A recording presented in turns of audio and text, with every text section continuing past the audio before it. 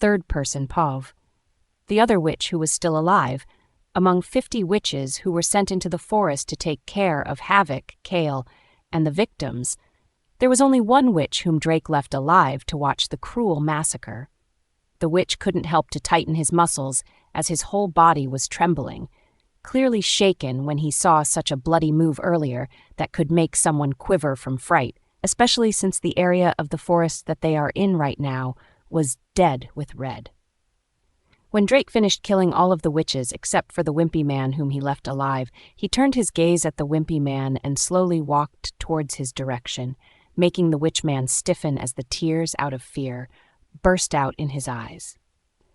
He thinks that the reason why Drake had left him behind was that Drake could torture him to vent his anger, which was the reason why the witch man was so afraid to even meet the eyes of Drake, who was now expressionless, unlike earlier when he was filled with fury when killing the witches. Please spare me. Before Drake could arrive at the witch man's direction, Ron, the witch man, immediately kneeled in front of Drake and begged with tears and snot on his face, making Drake look at him with disgust. Upon seeing the disgusted look in Drake's eyes just by looking at him, Ron immediately took out his handkerchief and wiped his face with it before he faced Drake again.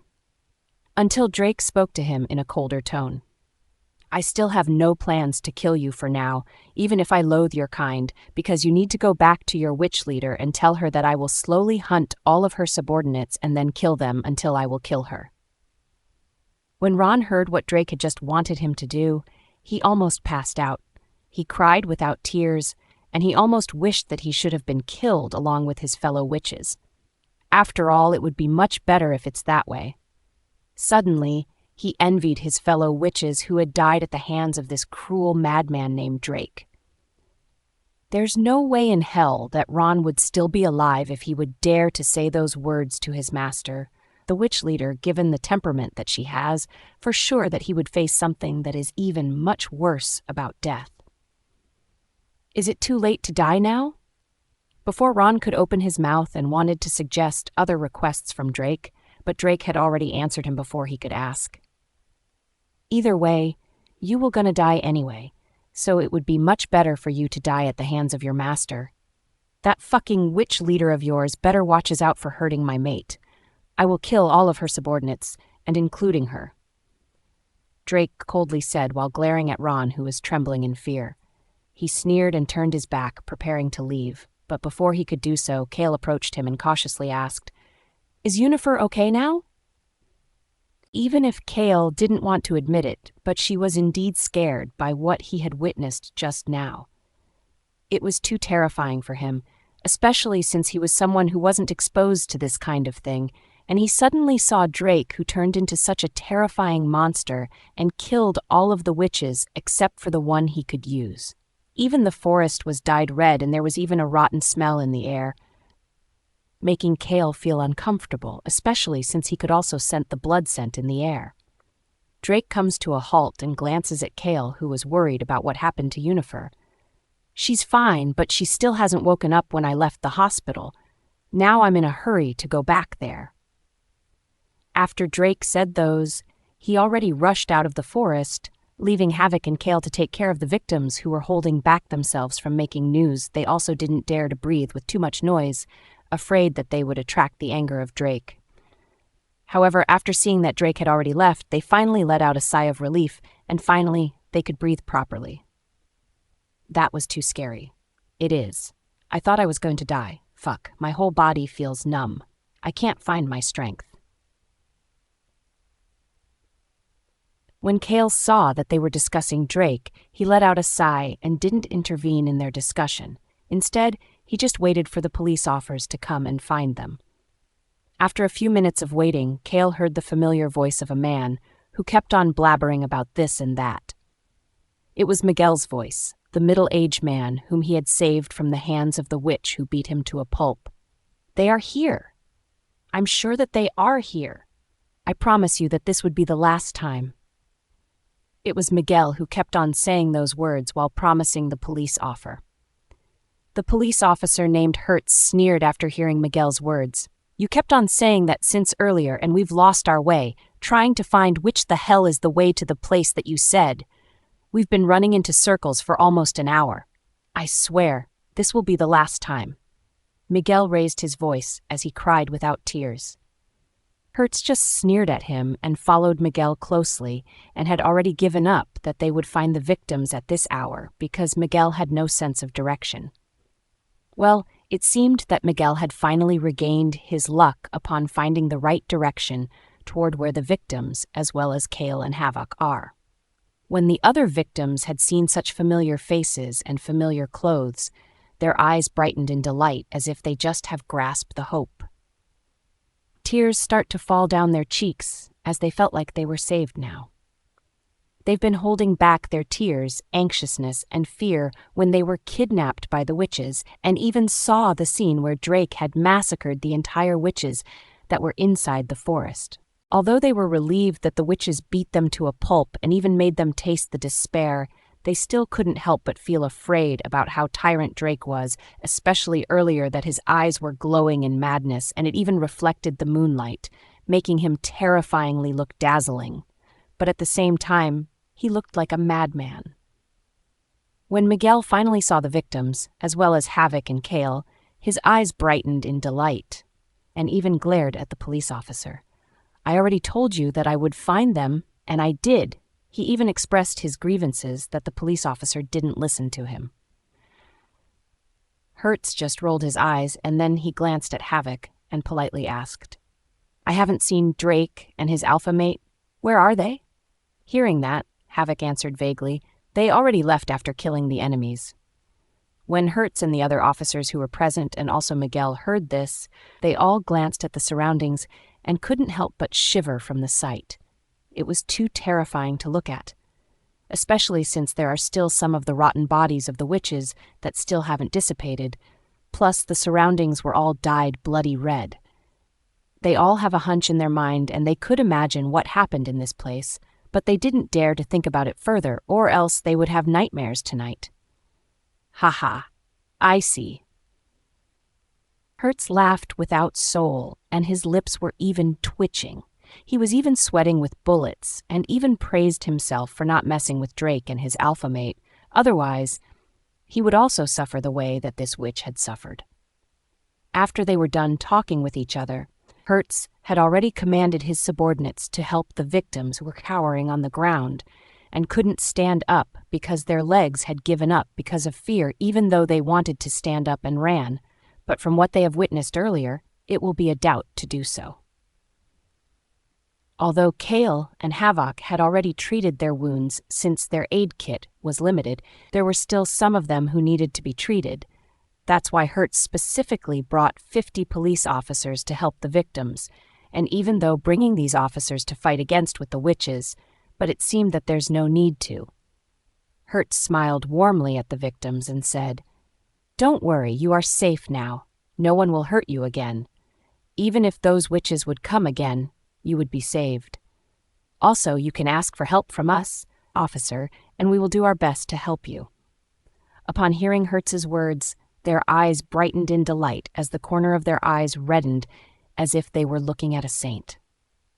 "Thank you," they all stated while looking at the police officers as well as at Kale and Havoc. Then one of them cautiously talked to Kale since they were too afraid to talk to Havoc, who had a cold expression and was guarding Kale.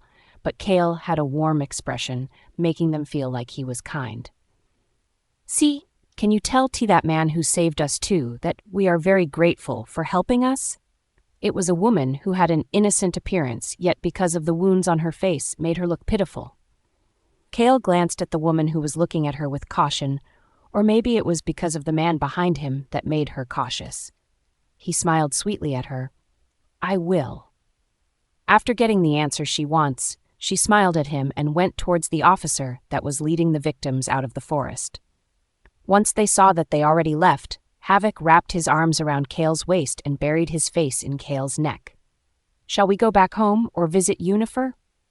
Havoc softly asked. Kale shook his head and answered, "Let's visit Yunifer first before we rest." Given Drake's actions, Yunifer was probably either in a coma. Third person Pov. When Ishid and Lawrence received news from their shadow guard saying that Yunifer was in a coma, they were also in a hurry to pack their things and were about to go to City B, when suddenly, the shadow guard spoke again. The Alpha King also reminded us that Alpha Ishid and Alpha Lawrence shouldn't leave the mansion for now, especially since the witch leader was watching our moves closely, especially since both Alpha King and the Luna had provoked the witch leader. If you two would leave the mansion right now, for sure that the witch leader would strike while the iron was hot. When both Ishid and Lawrence heard this, they slumped back on their chair with heavy expressions and couldn't help but sigh with heavy hearts. Curse those witches! Ishid couldn't help but curse as he had an aggrieved expression plastered on his face because he couldn't go to City B to visit Yunifer. Even Lawrence couldn't help but feel angry about the thought that they couldn't go to City B to visit Yunifer, who was in a coma and was injured because of what the witches had done, especially that witch leader who was the reason for all of this shit. Until now, they still haven't found the hideout of the witch leader, nor found out who the hell is her treasure. However, on the other side, what they didn't know was that there were two of the witches who managed to slip their way inside the Crescent Pack.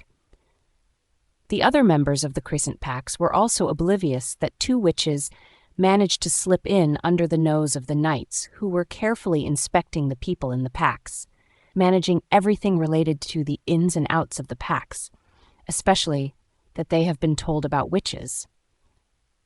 They all never noticed that there was two of the witch who managed to impersonate someone from the pack and use their identity while the real owner of their identity died in their hands.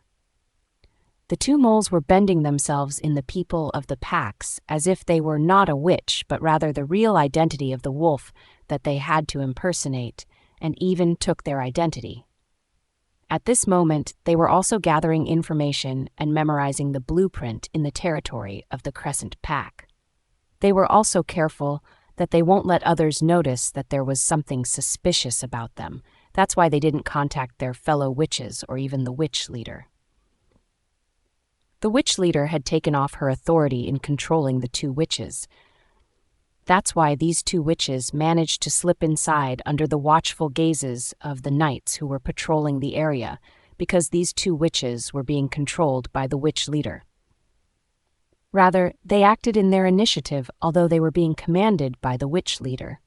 These two witches are the most loyal to the witch leader, which was why she stripped off the curse that binds and controls them. On the other hand, Drake was getting more and more restless these days. His brows were always furrowed, and he always wore that emotionless expression plastered on his face. He had dark circles underneath his eyes, and his aura was too gloomy. Even the nurses and the doctors tacitly didn't interact with him for fear that the volcano would erupt. It had been almost a week, but his mate, Yunifer, was still in a coma. She had been lying on the bed without even waking up, which made Drake depressed. He was even more anxious upon knowing that Yunifer's wounds had already been healed, yet there were still no signs of waking up. Kale couldn't help but ask the doctor who was checking Yunifer's condition. How is she? Why is she still unconscious? It has almost been a week, but she's still in a coma. The doctor who was being asked also didn't know what was wrong with Yunifer. He had already checked 3 to 4 times about Yunifer's condition, but when he checked, everything was normal, and even her wounds had already been healed, yet for some reason she didn't wake up. The doctor let out a helpless sigh and answered, "I don't know either. Her medical reports had stated that she was fine and there should be nothing else that is hurting her." However, for some reason, she was still unconscious. Upon hearing that, Kale couldn't help but sigh helplessly. They had already invited the best and most famous doctors in the city, yet all of them said the same thing about Yunifer's condition, but up until now she was still unconscious, which was why they were getting worried and started to doubt their medical equipment. After the doctors and the nurses left, Havoc glanced at Drake, who haven't been responding to anyone and just quietly observing Yunifer these days, which made them worried about his health. "You should take a rest too, Drake. If Yunifer woke up and saw you like this, for sure that she would be sad. Plus, if your siblings would see you acting like this, They would scold you for sure, especially since you also prevented them from traveling to City B to see Yunifer's situation. Havoc calmly said while looking at him. This time, Drake responded with a snort. What the hell are you talking about? I didn't prevent them from seeing Yunifer. Rather, I prevent them from leaving the Crescent Pack alone, especially since those fucking witches are the son of a bitches. Who knows what they would do once they know that there were no fairer alphas that had been guarding the packs. It would be easier for them to slip in. What if they already managed to slip into the packs without alerting the knights who were patrolling them? After all, those witches are the most cunning of all kinds. Havoc guessed as he shrugged his shoulder. Hearing those words, Drake suddenly became quiet. Now that he thinks of it, those witches had become as quiet as calm water. They never took the initiative, took the opportunity that Yunifer was in a coma and Drake was with her, and he has no time to deal with the witches, even if they would kidnap or kill someone. So how come they suddenly became quiet right now? Who knows what those witches are planning to do this time? It would be much better if they can prepare if something comes up. Drake glanced at Havoc and said, "Those witches are getting more and more suspicious that they weren't doing something that they usually do. Contact Ishid and Lawrence and tell them to tighten the security, then let them check if a witch who was disguised as someone had managed to slip under the watch of the knight who was patrolling the territory of the Crescent Pack." "Oh? Did you realize something?" Havoc calmly asked, but he already stood up and already took out his phone to call Ishid and Lawrence. Hearing Havoc's question, Drake didn't plan to hide his idea from them. "I just think that these witches are suspicious since everything had been peaceful. But wouldn't it be good if it remained like this?" It was Kale who asked, clearly not understanding why Drake was overthinking things. Drake calmly answered, "No, it's not. Given the temperament of those witches who had a revengeful leader, they won't stop until they will get what they want. If everything had been peaceful for now, then it means that they are up to something, and that something is not good." When Kale heard this, he was still confused, but then Havoc slightly bent his knees and whispered to his ears and explained the details to his mate. After Kale had been well explained by Havoc, his eyes widened as he nodded his head. This time he could understand the reason why Drake was troubled by how peaceful it is. Then Havoc stood up and looked at Drake. Then he said, "I'm going to make a call to Ishid and Lawrence. By the way, are you planning to visit your mansion and be the one to inspect your packs? I will also go back to my mansion that was already renovated, then take a look at my packs to see if they were being replaced by those witches." Drake nodded. "I will go back once I will see in my own eyes that Yunifer was already awake. However, since she was still sleeping, I will stay here." Knowing that Drake can't be persuaded, Havoc just nodded his head and went to the corner to make a call. Out of a sudden, Kale screamed while his hands were pointing at Yunifer. "Yee, Yunifer! Her fingers moved!" Hearing what Kale said, Drake was the first one to turn his gaze at the beloved woman who was unconscious. His breath hitched upon staring at Yunifer and hoping that she would wake up right now. "Let's call the doctor that Yunifer moved her fingers," Kale said while looking at Havoc, and Havoc nodded his head at his request. However, before they could tell the doctor about the matter, Yunifer finally reacted to being in a coma for almost a week, when Yunifer's eyes fluttered and looked at us. "Drake. Havoc. Kale." Yunifer softly murmured as she squinted her eyes, adjusting herself from the brightness of the light. Drake was the first one to answer. His eyes brightened. "Yes, it is me. How are you feeling? Do you want me to call the doctor to check up on you right now?" When Yunifer heard this, she shook her head and her hands reached out to rub her temples. Then when she looked at Drake, her brows furrowed. "Why do you look so haggard?"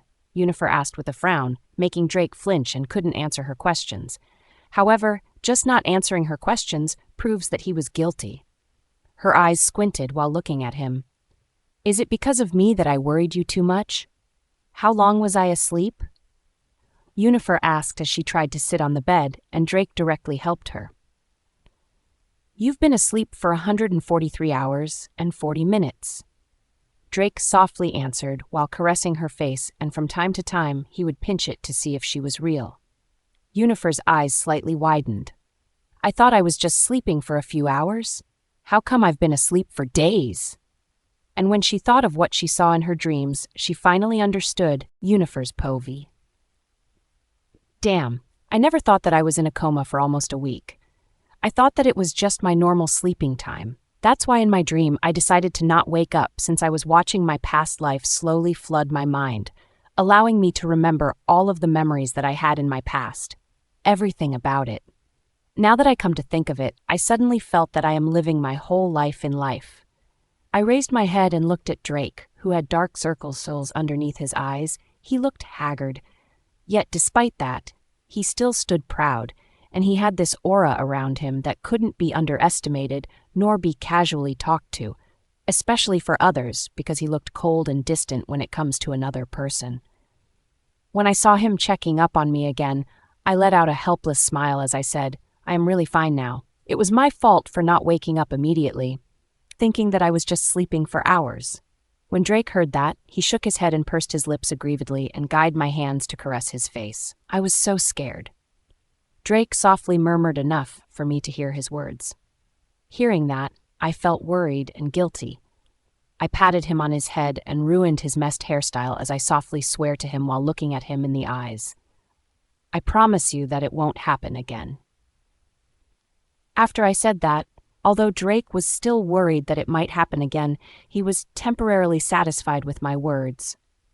Then I raised my head and looked at Havoc and Kale, who were also watching, more like it was just Kale who was watching, since Havoc, on the other hand, was talking with someone on the call. Seeing me look at him, Kale walked toward the other side of the bed and gently smiled at me. Drake was very worried about you, to the point that he hardly eats in time or takes care of his body and just stays here right beside you, waiting for you, Elle, to wake up. Also, he seldom speaks with anyone, and he has this cold expression and gloomy aura around him that even the nurses and the doctor were afraid to talk to him, Kale softly said with a smile on his face. Meanwhile, when I heard this, my brows tightened as I turned my gaze at Drake, who doesn't have any expression on his face, nor he could get angry at Kale for telling the truth to me, because it was all true, and he was guilty of it. My eyes squinted as the hand that was caressing his face reached out to squeeze his ears, making him flinch. So this is what you did while I was in a coma? You didn't think that I would be worried about you once I woke up? Do you not want me to wake up given how careless you are? I glared at him, making Drake purse his lips and looked at me with a grievance.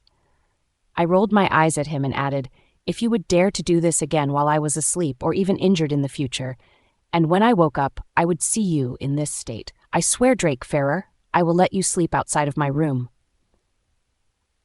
When Drake heard that, his face darkened, but in the end, he nodded his head. I swear, it won't happen again. After hearing that, I nodded my head in satisfaction, and there were also smiles hanging on Kale's playful lips. Don't worry, we will report it to you if Drake did this again. I mean, not taking care of himself, rather. Kale said with a cheerful smile hanging on his lips, making Drake roll his eyes. Traitor, Drake muttered without looking at Kale, but Kale knows that he was referring to him. Kale just chuckled and didn't say anything. Instead, I asked them, where are Ishid and Yunifer? I haven't seen them for so long. Drake was the one who answered in a calm tone. They wanted to come here and visit you, but I didn't let them. I tilted my head to the other side, looking at Drake with curiosity. Why? I asked. He answered, it's because if they would leave the Crescent Pack alone, those witches would use that opportunity to slip inside and attack my packs, especially since the witch leader was starting to get angry at us and wanted us to get lost. Now I'm starting to doubt that there might be a witch who managed to slip under the nose of the patrol guards, since these days, those witches are unusually quiet and peaceful.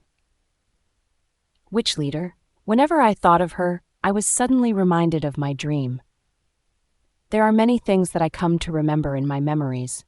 When I learned all of it, I was in disbelief, and I couldn't even imagine how shocked I was. I never thought that it would be like that. I finally know why the witch leader wanted to erase my memories of the past.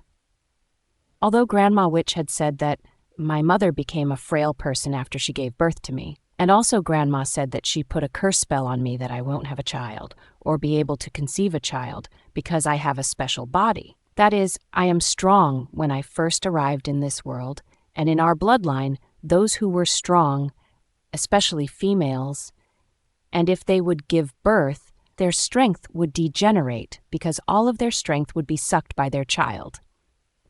That also happened to me and my mother. I was the one who made my mother frail. This was why Grandma Witch put a spell on me so that I won't become like my mother, and I was also cool with it. However, when Grandma always talked about how much he loved Grandpa, it was all lies. Grandma Witch never loved my grandfather, who was a human. It was all because they were forced into a marriage by their family who had a connection with each other. Grandfather was a human, but he was also strong and cunning. He forced my grandmother Witch to conceive a child, and that is my mother. My grandfather loved my grandma, but his love wasn't the typical love in a film. It was a desire that was mistaken for love. He was obsessed with Grandma and wanted to possess her. Why didn't Grandma struggle when she can do it, especially since Grandma is a witch? It was all because Grandma was frail from the beginning when my mother wasn't born yet, but Grandma had always been filial to her family and doesn't want to disobey her family. Instead of prioritizing herself, she prefers to prioritize others. This was why Grandpa took that to his advantage and forced himself onto my grandmother, even though my grandma doesn't want it. It wasn't until she got pregnant that she started to feel like her strength slowly weakened, but it wasn't that weak enough not to kill someone. That was the first time that Grandma Witch had killed someone. She took the life of my grandfather with a heavy heart, and she was also guilty of doing that. That's why she vowed in her heart that she would take care of the family that she had with Grandpa, and also would take care of the future generations, which is the future children of Grandma's child, my mother. That was the reason why Grandma never left the family and was even willing to sacrifice herself to protect the family. She was killed by the previous Alpha King, and the curse that she put on me will never be undone. That is because she was afraid that history would repeat itself. That's why she decided to do it with a guilty conscience, always thinking that if I would come to know and find out what she did, I would get angry. Teardrops started to fall on my cheeks as I felt my heart being clenched by a force. How could I get angry with my grandma? I love her so much and will always do. I wanted to tell her that I wasn't angered that she put a curse on me because I know that she did it for my own sake.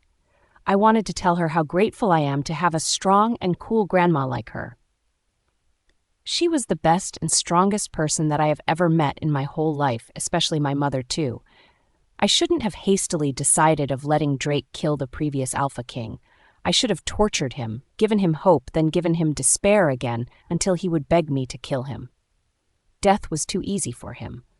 Plus the grandpa, whom I always admire whenever Grandma would talk about how he loves Grandpa and how Grandpa loves Grandma, made my heart aches. I know that Grandma lied about it when she was telling me the story of her life because she probably wanted to tell me that no matter what my race is, I will be loved by someone regardless of what kind I am, because love has no boundaries. What happened? Are you okay? Is something hurt? Should I call the nurse? I snapped back to reality when I heard the series of questions coming out of Drake's mouth. His eyes looked at me with worry and became restless when he saw me crying. I reached out to touch his face as I looked him in the eyes. A sweet smile appeared on my lips, which made him stunned as I softly whispered in my heart, "Grandma, I know that you are always watching this hard-headed granddaughter of yours, and just like what you said to me when I was a child, I would find someone who will love me as much as how I love you. Now there were 3 of them who loved me as much as you do.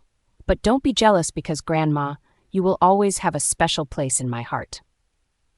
I let out a soft chuckle when I saw him panicked. I buried my face in his chest as I hugged him tightly. He was stunned at first, but then he didn't say anything, but his hand gently patted my back, as if he was saying that it's okay to let it out. Yunifer's povey. It was my first time crying heavily in his arms. Although Drake didn't ask, his hand were softly and gently patting my back to comfort him, though his presence is already enough to comfort me. After crying for a couple of minutes, my eyes became swollen and my nose was red, clearly telling that I was crying heavily earlier.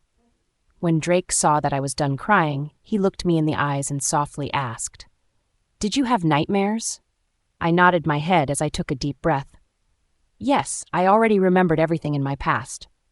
I almost got choked when I said that.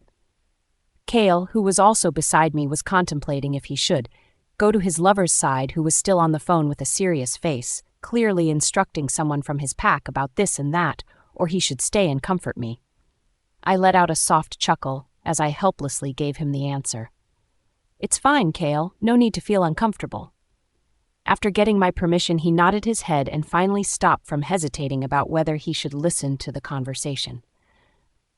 I saw Drake, who was looking at me with worries as if his eyes were telling me that if I can't say it or don't want to say anything, it would be fine if I don't have to. Seeing him like that, a genuine smile appeared on my lips as I nodded my head at him. The memories that I have back then were all twisted, meaning to say, some of my memories were deliberately manipulated into thinking that those events were my real memories. But in the fact it wasn't, I softly said with a sigh. When Drake heard that, his brows furrowed, but he didn't say anything and just let me continue. "Rather, it was Natalie who manipulated my memories," I said with a heavy tone, with a bitter smile plastered on my lips. Drake's brows furrowed as this time he couldn't help but ask, "Who is Natalie?" Even Kale was also curious. I chuckled and directly answered with a heavy tone, "It was the one we called Witch Leader. Her name is Natalie."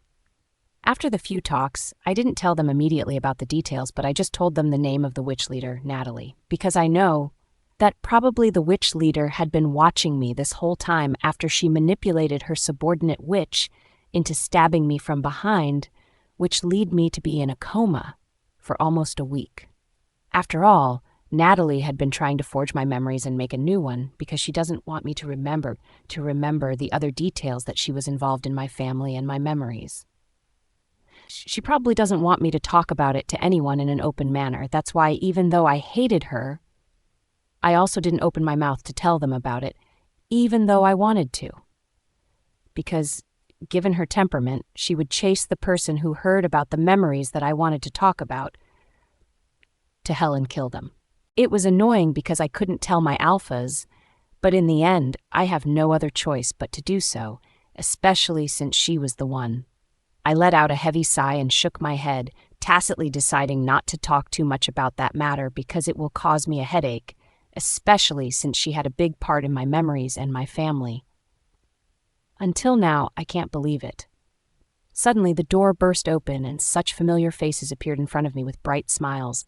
There were almost 30 of them who wanted to get inside the room, but since the room that I was staying in doesn't have a huge space, only half of them went inside while the other half was waiting for the first half to finish their words so that they could also get inside.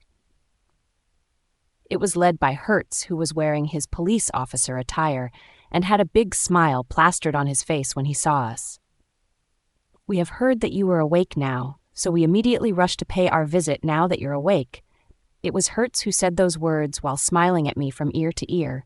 Then he added right away, "Well, the people whom you all had just saved kept on going back and forth in my office, always asking if you were already awake because they wanted to visit you."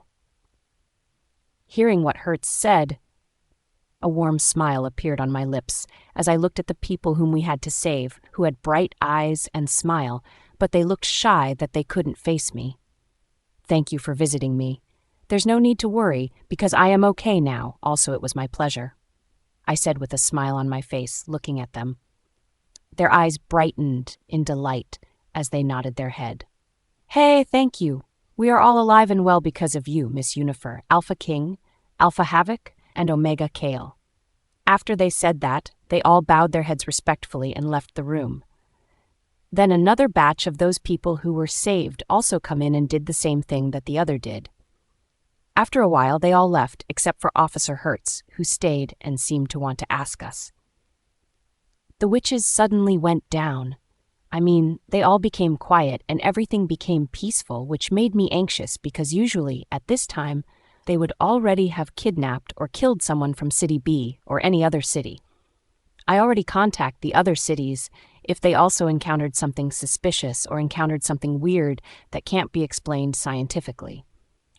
However, they all replied to me with a no or said that they didn't encounter anything weird these days. That's why I was anxious and couldn't help but to meet you. Officer Hertz said without hiding his look that was filled with worries and nervousness. Drake, on the other hand, glanced at Officer Hertz while his hand didn't leave from holding Yunifer's hand. You don't have to worry too much about it. The reason why those witches suddenly became peaceful and serene these days was that they were either trying to get inside of the territory of my pack to gather information, or probably they were planning something troublesome. Drake calmly said while looking at Officer Hertz, who was sweating with bullets after Drake looked at him. As expected, he still can't take the pressure of an alpha, especially when he meets the eyes. His heart almost stops beating because of nervousness and fear. Plus, he also saw the forest that was dyed red, and he could even imagine what Drake had done in the forest. That's why he was a bit nervous when it comes facing Drake.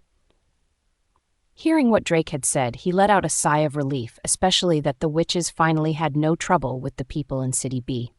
However, he still can't help but feel worried about Drake's packs. Will it be okay? Those witches planned to force their way inside your packs, and they might harm your packs too. Hertz cautiously asked while looking at Drake. Drake nodded his head and answered in a perfunctory manner, "Yes, don't worry too much about it." Hearing that, Officer Hertz let out a heavy sigh as he nodded in relief before he saluted us and bidden us farewell to us. Seeing Hertz leave, Havoc, who had just finished his conversation with the twins, walked towards our direction with a solemn face, facing Drake. Ishid had found out that there were 2 witches who managed to get inside the packs under the watchful gazes of the night patrol, and they pretended to be one of your subordinates to spy on the Crescent Pack, and also to memorize the blueprint, the area of the Crescent Pack territory, so that they can memorize and find some easiest access to contact their fellow witches. Though Ishid and Lawrence had said that these were just their baseless thoughts, without evidence, because those witches don't say anything, no matter how much they tried to ask them. Havoc explained. When Drake heard that, he wasn't surprised about it, especially since he knew how cunning the witches are. He then asked, "Where are the 2 witches that they caught? Dead?" Havoc heavily sighed and shook his head. Sadly, they are still alive. Ishid and Lawrence specifically put them in the torture chambers and wait for you to come back since they want you to deal with them, since they already lost their patience in trying to let the witches spill out their secrets. Do they think that I have a long patience when it comes to dealing with that matter? Drake asked with a nonchalant voice. Hearing their conversation, I immediately butt in and volunteered. I have a long patience, and I want to be the one who will make them spill out their secrets. When Drake heard my words, the first thing he did was the object. No, it's dangerous. You are still recovering. I will be the one who will meet them. But you're going to end up killing them without gathering information from them or letting them spill out Natalie's plan. I reasoned while looking at Drake, who was frowning. Well, I already know that he won't agree, especially since I just woke up. Yet, I would go and face those witches whom I will be using methods to let speak. Besides, Drake had no patience when it comes to dealing with people, especially the witches whom he loathes. In the end, Drake let out a heavy sigh as he softly said while caressing my hair, "Then I will try my best to stay calm and gather information from them. Is that okay?" I looked him in the eyes and a curve appeared on my lips as I nodded my head. "Then can I watch? Do you want to watch me remind me that I should not kill the witches, or watch the witches being tortured by me?" Drake asked with a smile. "Both." Drake just helplessly chuckled as he helped me discharge from the hospital after he paid the bills, then directly went back to the Crescent Pack, our mansion, together with Havoc and Kale, who seemed to be in their world. Yunifer's Pove. As soon as we arrived at the mansion, I was greeted with a hug and kisses by Ishid and Lawrence. I was almost overwhelmed by their excitement, and I could feel how much they missed me, the same as how I missed them too. "I miss you too," I softly said between our hugs as I reached out to pat their head. Ishid and Lawrence both answered in unison. "We missed you more." I let out a soft laugh. They started to talk to me about what happened in the forest, how I got hurt, and if I am okay now. I answered all of their questions with honesty. Asher was also worried about you too. Although we didn't disclose any information related to you, going to City B and getting injured, Asher still can get that information and directly asked us if you were okay, and he even said that he won't go to school for 1 week to visit you. Lawrence said with a helpless expression. Hearing his words, I couldn't help but let out a sigh. Of course, I miss Asher too. I always think about him whenever I get the chance to do so, since Asher was a bit different from any other kids. If other kids want to play with toys to have fun, Asher prepares to stay at home and read a book without feeling bored. If other children would immediately throw tantrums, Asher would just give a silent treatment and would nod his head even if he doesn't want to. It was the same when I told him that I would be going to City B for a while to investigate the witches. But even though I saw the reluctance in his eyes and he doesn't want me to go, he pursed his head and nodded. It was as if he was afraid that if he would show any tantrums, he would be discarded. I would much prefer it if he would show tantrums, doesn't hold his tempers, doesn't hide his emotion and give the silent treatment, and doesn't need to act like a mature person too. Where is he? I asked while looking at Lawrence and Ishid, who were hugging me tightly. He's in his room. He had been reading books for his past time, and he doesn't know that you already arrived. It was Ishid who asked me as they both reluctantly let go. Before they let go, they kissed me on the lips, and so did Drake, who was watching the sideline. After that matter, I walked towards Asher's room and knocked on the door. "I'm busy," Asher coldly yet helplessly said in a loud tone, without having the intention to get out of his bed. I twirled the doorknob and pushed it open to see Asher, but then when Asher heard that the door was open, his brows furrowed and irritation appeared on his face. It wasn't until he fully got to know the person who entered his room. I helplessly smiled and waved at him. "Surprised? Are you really that busy?" After I said that, Asher immediately put down his books and climbed off the bed and rushed in my direction to hug me. "Sister!" He happily called out my name as he hugged me tightly. My lips curved up as my eyes brightened upon looking at his flushed face that was filled with excitement upon seeing me. "I am back now," I softly said while caressing his messy hair. Asher raised his head while looking at me as he asked, "I heard that you got hurt by the witches. Is that true?" It's true. However, it wasn't that painful nor the wound was big." I answered with a smile, but Asher returned with squinted eyes. "Not painful, not the wound was big? Then why were you in a coma for almost a week?" Asher asked grimly, his brows furrowed. As expected, I can't escape from his eagle eyes. "Just when did you hear or learn about this information?" I asked with a chuckle as we both left his room and went to the living room. I heard Asher sigh as he answered calmly. "I heard it from Ishid and Lawrence. It wasn't that hard to know the details easily, plus I didn't spy on them too, since I only want to know about the details of you, who were being in a coma after you got injured by a witch. Other than that, I don't have any use for the other information." Even Ishid and Lawrence, who happened to hear what Asher said, explaining how he would always get information, were all stunned as they looked at Asher, who was calm without minding their gazes. "Wow. Are you planning to be a spy in the future?" "I think it would suit you," Ishid jokingly said while laughing. Asher calmly responded with a nod. "I also think so too, but there are other skills that I know, so maybe I will multitask in the future." Their jaw dropped at his words, and he was overwhelmed with confidence and seriousness. I let out a chuckle as I patted his head. "Being a spy isn't that good. You would get hurt too."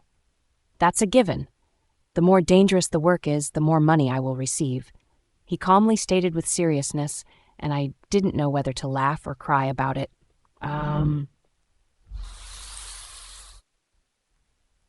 After a while, we had already gone to the torture chamber where they had tortured the 2 witches who managed to get inside the Crescent Pack without being noticed by the night prowlers, and it was a good thing that I managed to convince Drake that I wanted to go to the torture chamber too.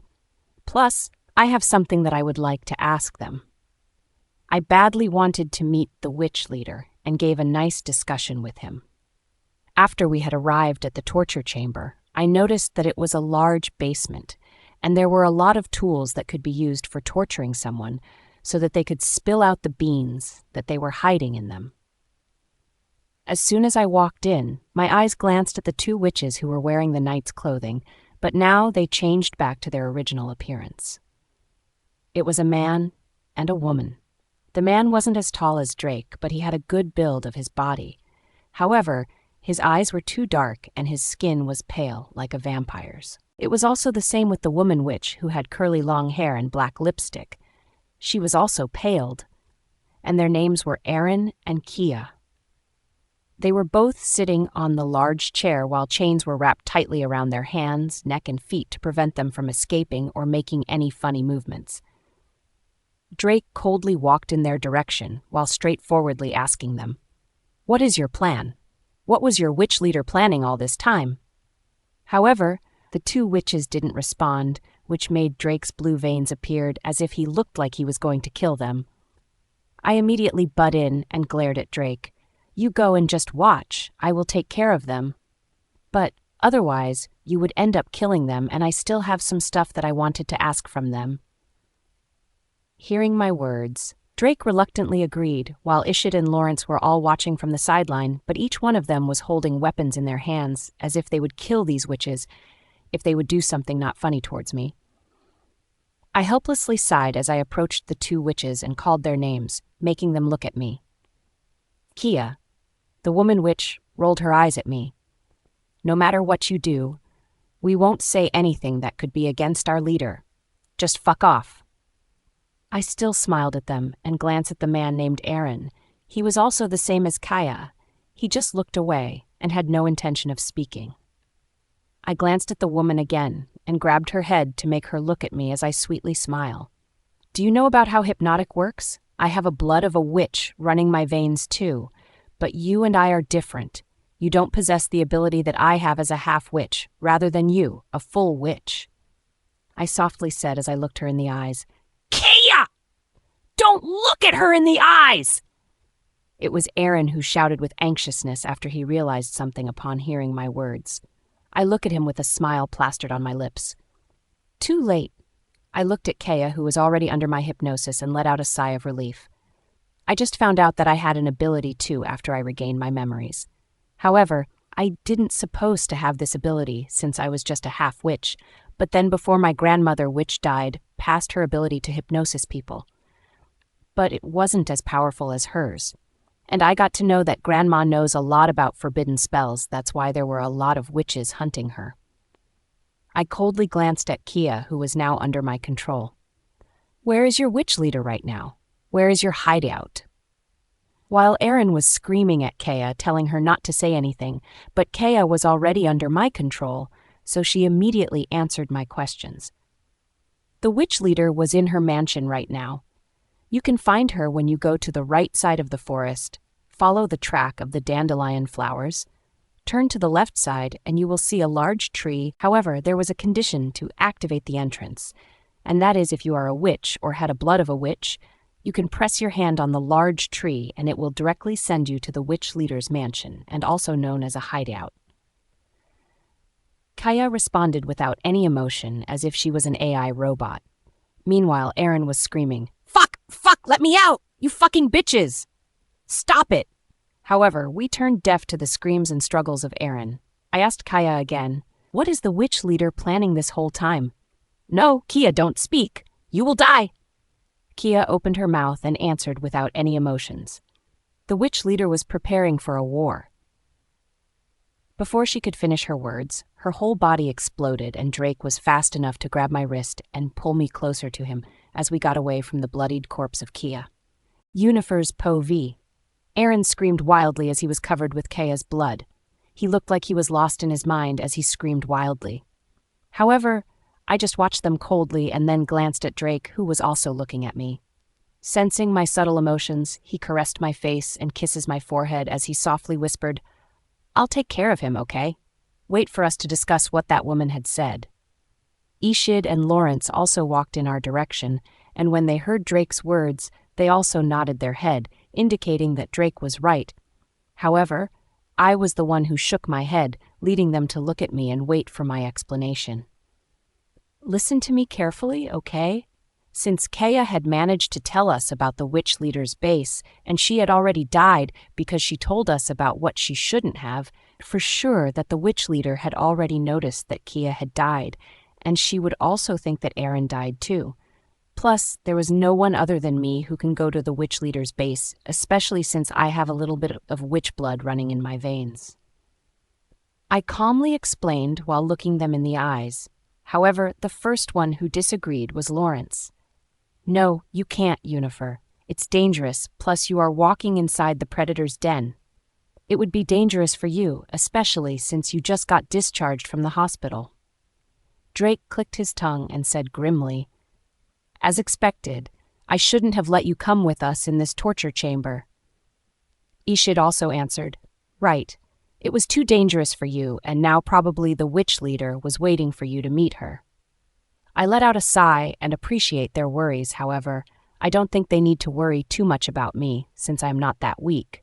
Even if I only have a bit of life, I would still fight for it to live. If in the past I was just waiting for my death, but now was different, especially since I finally have a family now. Someone who would worry, love, and care about me. I am not that stupid enough to let someone kill me so easily, nor let the witch leader easily kill me. I will fight until the end, and I always will. However, it doesn't mean that I don't appreciate their worries and care about me, since if I am in their position, I would also get worried too. After all, I don't want something to happen to my loved ones, and it is also the same with them too. I know that you are worried about me, and I understand that. However, you have to trust me too. I am not that weak, and although I may not seem to be strong, I won't dare to go and meet with the witch leader if I know that I will gonna die. Besides, I have something that I want to know from the mouth of the witch leader. I am curious about something, and I needed her words to verify it. I said while softly explaining it to them in a calm manner while looking at them with puppy eyes.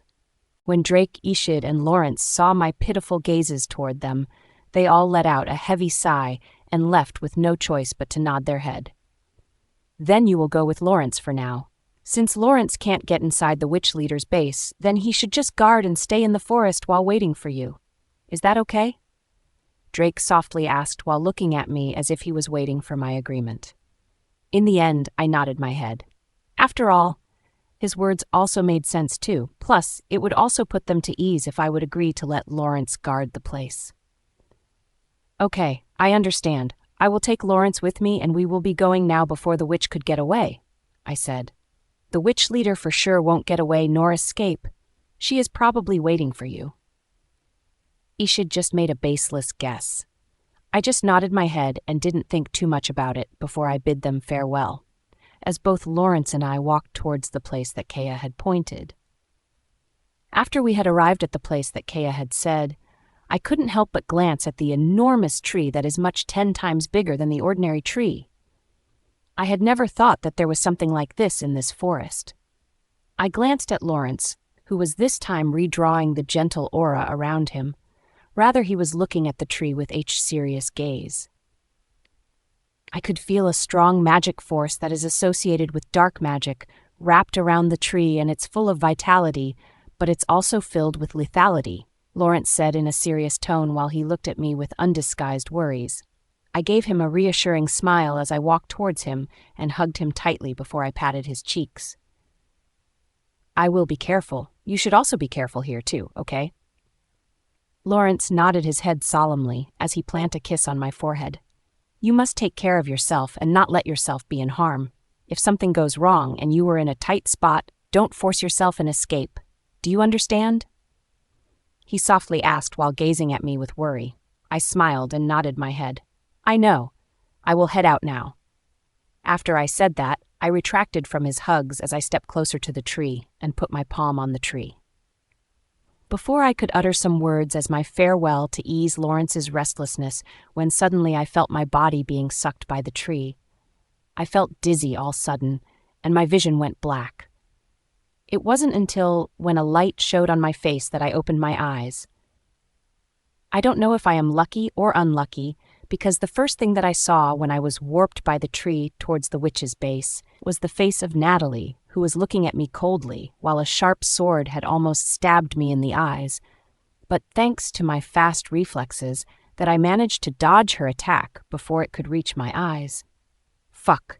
I cursed as I swiftly moved to the other side and kicked her wrist that was holding such a sharp dagger that she used almost stabbed me in the eye. I glared at Natalie as I threw a punch at her face, but she easily dodged it and kicked me on the stomach.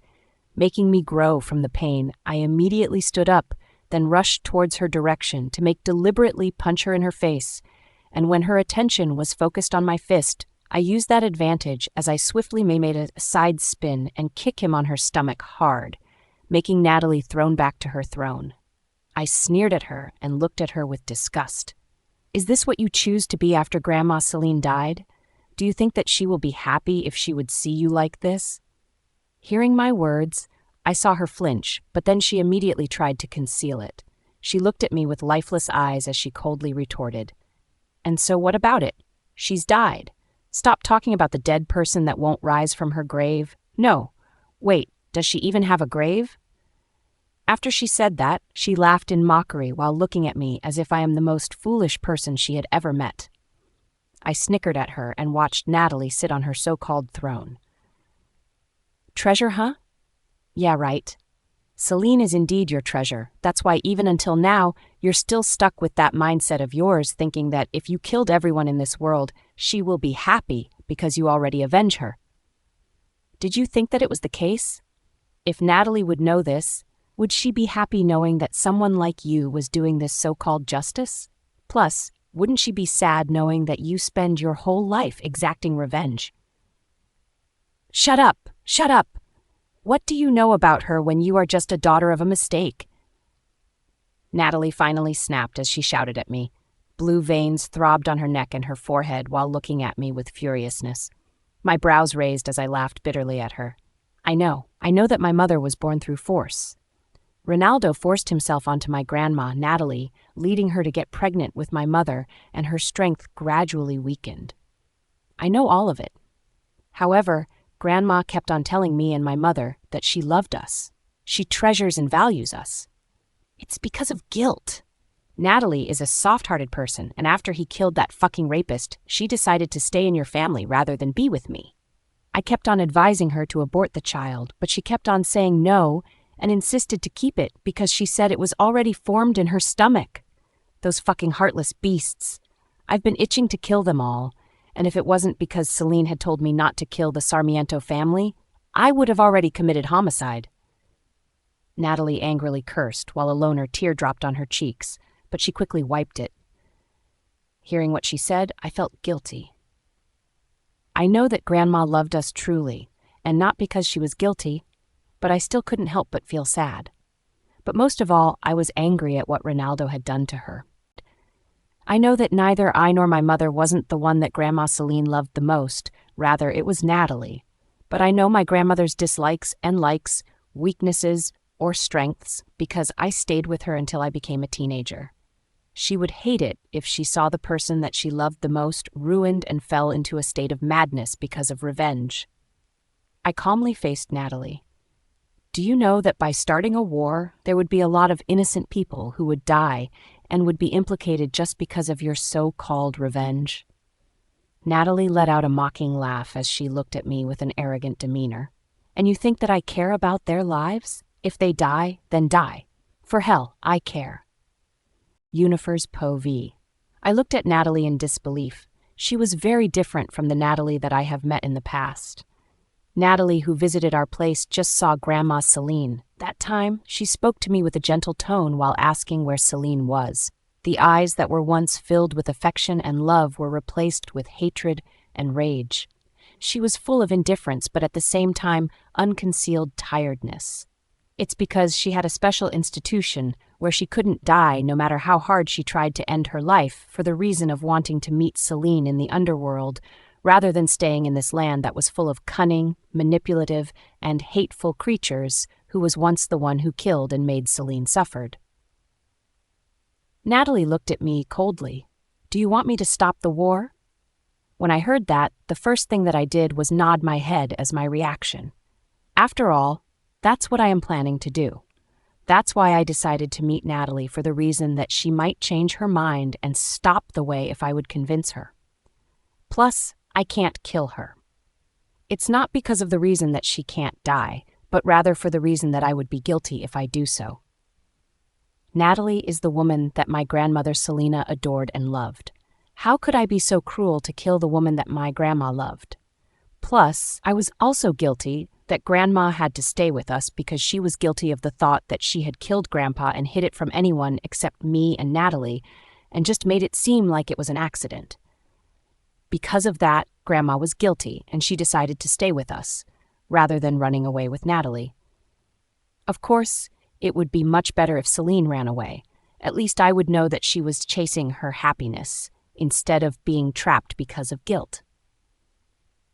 Besides, I know that my grandma doesn't want to see Natalie in this way, who was already driven because of madness and anger. For sure that she also doesn't want Natalie to focus on revenge and focus on having a war with the werewolves and humans. I looked at Natalie and said with honesty, "Yes, I wanted to stop the war. That's why I am here to talk to you, because honestly, you can't live your whole life being like this. And Celine wouldn't like it too." Celine! Shut the fuck up and stop talking about the dead person. So what if I became the most hateful being in this world? Do I have to apologize for it when, in the first place, they never felt guilty or sorry after they had mocked Celine? If it wasn't because of their judgmental eyes and mouth, Celine wouldn't have been forced to hide, and would be forced by that fucking old brute who raped Celine. She would also die in the hands of that fucking previous Alpha King because her strength was weakened after she had given birth, but in the end, she still ended up sacrificing herself. Natalie angrily shouted at me, then she added heavily, "Just because Celine is kind, soft, and forgiving doesn't mean that I am too." Natalie heavily said as she punched the nearest wall, really hard that it made a spider web after. I have also heard from my grandma before that she was driven away, and that's why she lives her whole life, hiding and pretending to be a werewolf. That's the reason why he had accepted the proposal of Grandpa, who wanted to get married to her, for the sake that Grandpa wanted to give her shelter and to protect and hide her from the evil eyes and mouth of the other people when they saw witches. After all, it was those humans who had burned the witches, while it was those werewolves who had mocked and used their mouth as sharp as knives to insult the witches, especially after they had found out about Celine, who knows a lot about those forbidden spells and sees her as a frightening creature. This was also the reason why Grandma became afraid that she might also be burned, like the other witches, so she decided to flee and faked her death. Then she happened to meet Grandpa, who was acting like a savior in front of her. But in fact, he was already thinking of something nasty towards Celine. I looked at Natalie, who was huffing with anger, as she sat back on her throne again and looked at me with a wide smile as if she had never shown her madness right in front of me earlier. "However, even if you wanted me to stop the war, it was already too late for you and me to act," Natalie slyly said, making me look at her with seriousness, as I suddenly had a bad premonition. "What do you mean by that?" I heavily asked as I clenched the hilt of the sword hard while looking at Natalie with anger. A wide grin appeared on Natalie's lips upon seeing me get angry. "It means that the war had already happened from the moment that you step your foot inside of this place of mine. In the beginning, I don't have any plans of stopping the war just because you are the granddaughter of my beloved Celine. You can all suck it up and die." Hearing that, I couldn't help but cursed as I was about to leave the mansion when her voice rang out. "You can't leave this place, not unless I wanted you to leave. You can't just go in and out without permission inside my place. Now, just stay here and watch your so-called alphas die on the battlefield." After Natalie said that, a large projection appeared in front of us, and there was a film that was being played. It was a war film. I could hear the sounds of the clangs of their swords, the screams, and their shouts when they charged to attack their opponents, all the way to my ears. There were almost 100 witches who suddenly appeared in front of the town and killed everyone whom they have seen. But how could the other villagers let them kill without fighting? Despite that, they were just ordinary citizens who weren't exposed to the battlefield, but they still fought with the witch to protect their families. On the other hand, it seemed that someone had reported to Drake and Ishid because there was a whole pack of werewolves coming from the pack of Crescent Moon who was already in their beast form, while their eyes shone in the bright white moonlight, glaring at the witches who attacked them. I watched the whole city dyed in red, as there were howls that were filled with pain and rage when they saw that their family members had been killed. If there were hundreds of witches from the side of Natalie who attacked the whole city, then there were also almost 1,000 werewolves that are under Drake and Havoc's packs. My eyes couldn't help but reddened at the sight of those innocent people who had died and glared at Natalie. "Is this the sight that you wanted to see?" I angrily said as I raised my sharp weapon, facing in front of her with angry demeanor. "You can't kill me, young lady. Save your breath and your strength, because you won't be able to kill me. As for the answer to your question..." She then looked at me with a smirk. "Of course, I am very pleased with the sight that I see on the screen. I am very pleased that the whole city was starting to get dyed with red, and sooner or later, the whole world will turn red and be destroyed. What a wonderful sight." "Psycho," I murmured while glaring at her with anger as I clenched my trembling hand. This time, it doesn't matter if I can't kill her or if I don't want to hurt her because Grandma Witch cared for Natalie. But the Natalie that she cared about was the previous Natalie, not this kind of Natalie who seemed to be born because of revenge. It seemed that Natalie had he able to sense my anger. She let out a loud laugh as she looked at me teasingly. "What? Do you want to kill me? The beloved Natalie of your grandma? You know in your heart, Yunifer, you won't be able to kill me." "Shut up, the Natalie that my grandma cared for weren't you. She isn't you, but rather the previous you. Why should I hesitate to kill you? How dare you ruin the lives of innocent people?" I angrily shouted as my beast form was starting to show up because of my emotions. Sharp claws and glittery fur dyed in my arms as my eyes glowed dark red from anger, as there was even fur on my neck. I growled at her and lunged at the attack. I flipped my back and gathered the strength in my legs and kicked Natalie, but she was able to dodge my attack, which leads me to kick the back of her throne, rather. "Heh! Don't you feel guilty about hurting your grandmother, Natalie?" "You aren't filial at all. My Celine had raised a bunch of snakes who would bite the hand that feeds them," Natalie softly said as she patted my cheeks, making me kick her on the stomach. I looked at her mockingly. "Can't you hear what you're talking about, Natalie? You have killed almost 100 or even thousands of lives, starting from the moment that Grandma died. Do you know why she didn't visit you in a dream?" I saw her halt and looked at me with a smirk, but I could see from her eyes that she wavered. "What are you talking about, Yunifer? Of course, Celine had visited me in my dreams countless times." I let out a chuckle as I shook my head and coldly uttered the following words. "Grandma has never visited you in your dream, not a single one. Do you know why? It's because she doesn't see you as Natalie anymore. She doesn't recognize you, Natalie. Yunifer's Pove." As soon as I let out those words, I saw her eyes tremble as she let out a laugh as if she doesn't believe what I am saying, but her body movements were honest.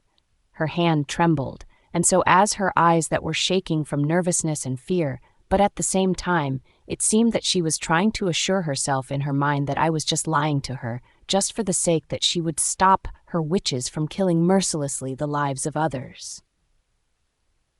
"You are trying to manipulate me, Yunifer. I am not that foolish to believe you," Natalie said as she let out a laugh in madness while looking at me as if she was looking at a foolish person. However, my expression remained the same. I coldly looked at her and my expression never wavered, just because she doubted me. I slowly walked in her direction without any expression on my face and snickered. "As soon as the tulips bloom in our garden, I will never leave you." I softly said those words, and I saw Natalie's eyes tremble as the corner of her eyes reddened. How did you know that?" This time Natalie snapped as I didn't have time to dodge her when I suddenly felt breathlessness and lack of oxygen when I felt her hand increase its strength that wrapped around my neck. "Damn it! How did you know that? God damn it! Answer me, Yunifer. Who told you that?" Natalie shouted at me with anger as her eyes darkened even more and I couldn't see any light in her eyes and blue veins that stretched on her forehead and her neck.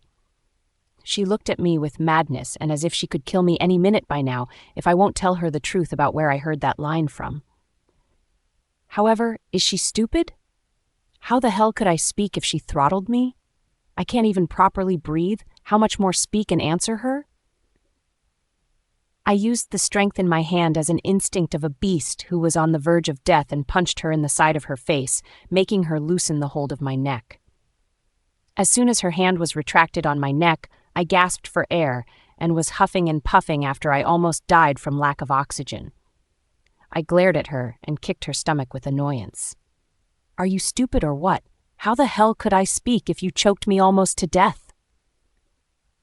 Natalie was silent for a while before she raised her darkened eyes and coldly asked, "Tell me before I will kill you, where the hell did you learn those words?" I rolled my eyes and stood up from the ground. The more that you want to kill me, the more that I wanted to keep it a secret. It seemed that Natalie got angered by my words. She was about to attack me again, but I immediately dodged her attack and threw another kick at her, who doesn't even have the slightest intention to hurt me, and was only scaring me with her so-called attack. But I know that she doesn't plan on hurting me because I hold the valuable information that she had always wanted to know for all of these decades, that she had been waiting. A grin appeared on my lips as I looked at her, who wavered. She won't easily kill me. Before I wanted to talk further about whom and where I heard about those words, I want you to obey my condition, I coldly said, while I looked at Natalie, who seemed to be confused, and her eyes were lifelessly staring at the wall. When she heard my words, she turned her head at me and let out a snort while looking at me with anger. "You mean to say that you wanted me to stop my subordinates from killing those people? You wanted me to stop my revenge just for the so-called information that you have?" She retorted while looking at me with a darkened face. I coldly looked at her and replied, "It was your own choice whether you wanted to stop your subordinates from killing those living beings I'm exchanging for the information that I have. Just to tell you that the information that I have is valuable and with credibility. I can even provide you some evidence if that's what you wanted." After I said that, I turned around and watched the projector with a cold and darkened face, listening to the screams, painful howls, and shouts of the living being that was projected on the screen. My eyes squinted as my whole body trembled when I saw something shocking enough to shake my core. Teardrops fell onto my cheeks. I could even feel my palm wet after I clenched it tightly, producing a red liquid. Ishid. I turned my head at Natalie, who was also watching the screen, and she let out a loud laugh. Finally, one of the sons of that fucking previous Alpha King had finally fallen. What a great sight indeed. I should reward my subordinates for killing him. I glared at her, and out of impulsiveness, and also due to the emotions that I felt, I jumped in her direction while pointing the sharp weapon at her, and this time with the intent to kill. Drops of tears kept on falling into my eyes as I tried to send a powerful kick to her, but she just dodged, and no matter how many times I tried to fight with her, Natalie never fought back, which adds flames and anger to my heart. "Let me out of this mansion, or else I would destroy everything to get out of this mansion of yours," I coldly said with a reddened eye that was filled with anger as I glared at her. My whole body exuded killing intent, and if she won't let me go right now, I would kill her. It doesn't matter if she was Celine's most cared-for and loved woman, I would kill her for trying to hurt my beloved Ishid. Natalie let out a chuckle upon noticing my emotions. "Why? Are you afraid that your mate would die? However, it doesn't matter since you still have two, isn't it? I'll kill you if you dare to stall the time," I coldly said while glaring at her with anger. Natalie smirked. "That mate of yours won't die, so you have to relax. He will just fall into a state of unconsciousness since he was losing his blood, but it doesn't matter, and you don't have to worry too much because he won't die." I want to go out. Let me out right now, Natalie. I coldly commanded, while raising my brows at her, looking at her with cold eyes. Natalie laughed at my expression and shook her head. It's a pity that I can't let you out, especially if you hold such valuable information. What if you will run away together with those mates of yours? Plus, they are also my enemies since they have the blood of that previous Alpha King who killed my beloved, so I can't easily let them live. It's not easy for me to let go of my revenge, and there would be no one else that could ever change my mind. Hearing the words she said, my whole body trembled in anger as I could feel the anger that was strongly trying to gush out from my veins. I could even feel my fur slowly emerging in my skin and my claws became pointy and sharp. When I took a glance at the screen, I saw Ishid, who was pale and looked lifeless, when one of the shadow guards had taken him to the pack doctor after he was stabbed 2 times in her stomach. It was also the same as mine, but what Ishid had suffered was far worse than what I have suffered. However, despite that, he was still breathing heavily as if he hadn't given up on his life yet. See, I told you that he would still live, Natalie said with a perfunctory, making me clench my jaw. I told you to let me go out of here. I want to be with him right now. I coldly demanded, but she still acted like she didn't hear my voice. Instead, she tacitly changed the subject. So where did you hear those lines? Who said it to you? You think that I would tell you? Dream on. After I said that, I turned into a wolf and used the strength of my paws to punch the walls heavily, leading it to be destroyed, making a large hole enough for me to go out. I turned my head at Natalie and coldly said, Since you don't want to let me go out, then I will make a way for me to get out of here since I already had enough. You don't want to cooperate with me, so I don't want to cooperate with you. After that, I turned my head and walked out of the mansion, leaving without nostalgia. You can't get out of this mansion, Natalie said in a calm tone, as if she was just relaxing and calm at the fact that she got the hold of my wants. However, Natalie underestimated me. She forgot that I am also a witch. Despite that she was the boss of this land, the witch leader, it's not like she had controlled me the way that she had controlled her subordinates. After a while of destroying Natalie's property, I managed to find the large tree which serves as the main entrance and exit of the witch's territory. I let out a sigh of relief as I couldn't help but laugh while wiping the tears from my eyes. I immediately put my hand on the tree without hesitation. I felt the same feeling again, like my body was being sucked inside of the tree. Suddenly, I felt my body being light-weighted, and I felt strong arms wrapped tightly around my waist as my face slammed on its chest, inhaling such a pop of familiar scent, making me relax my guard down. I looked up at him, and my eyes brightened in delight as I finally was able to breathe properly, as if the heavy burden in my heart was finally lifted after seeing him. Then when I remembered Ishid, I looked at him with panic and worry. Ishid is in trouble. We have to help him. Yunifer's povey.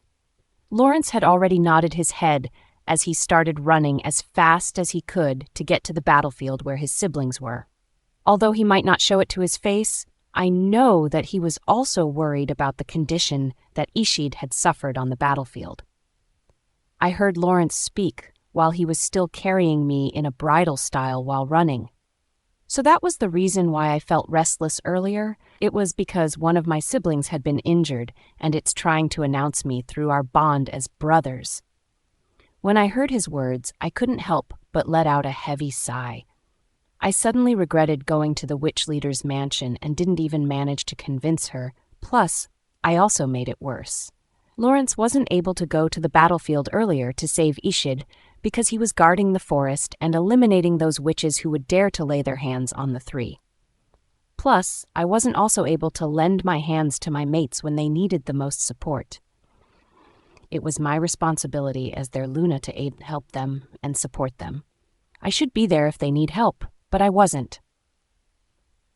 I couldn't help but feel disappointed. While going back to the battlefield, it seemed like Lawrence was able to hear and feel my emotions, and he immediately answered. It wasn't your fault, and none of this is your fault. You were just trying to help, especially by convincing the witch leader so that way Natalie won't continue the war that she has on her mind. But as the others say, we don't have control of what's happening around us. And it just happened that Natalie doesn't want to listen to you. There are some things that we cannot control, and it's normal, so you don't have to feel bad. I buried my face in his chest as I couldn't help but hug him. This was the first time that Lawrence had given me this kind of advice, and it warmed my heart. After we arrived at the battlefield, or more like back to our country, our place, our town, and our village, my heart couldn't help but feel like it was being clutched by someone upon seeing the other buildings and houses were damaged. Plus, there was also blood-stained in some other places. Everywhere that you can see, there were dead bodies that were bathing in their blood, lying on the ground. Some of the other families were howling from anger, pain, and mixed grievances that I couldn't explain as they hugged the dead body of their family. Curse those witches, one of the people had said as she wiped away the tears that fell on her cheeks.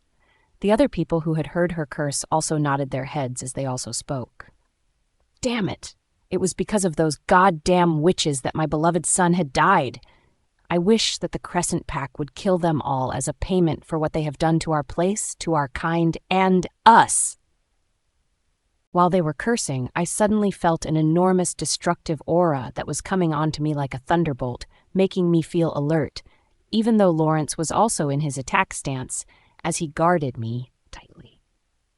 It wasn't until I felt a familiar voice speaking softly in my ears. I never thought that you could easily find your way out of my place. I really should applaud you. I even forgot that you have her blood running down in your veins. After she said that, she showed up in front of us with a relaxed guard while squinting his eyes at Lawrence, who was coldly looking at her as he pointed his weapon at Natalie. Stay away from Yunifer, Lawrence coldly said when he saw that Natalie was very close to him. That's why Lawrence wasn't able to attack Natalie immediately, for fear that Natalie would use that chance to attack him. Natalie just glanced at him before she glanced at me. Anyway, just send this mate of yours to your other mates, since they needed his help, while I need to talk to you about something. When Lawrence heard that, his brows furrowed as he glared at Natalie.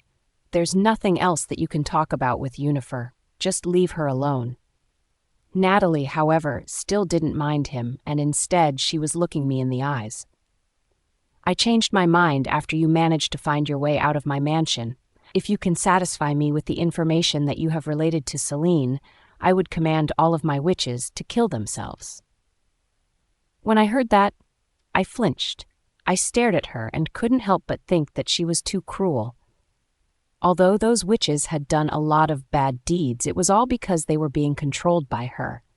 It was as if Natalie could guess what was on my mind, and she immediately replied, "Yes, although I controlled the majority of them, all were on my side and wanted to exterminate the humans and werewolves because they think that if they did that, they will become the strongest species on this planet.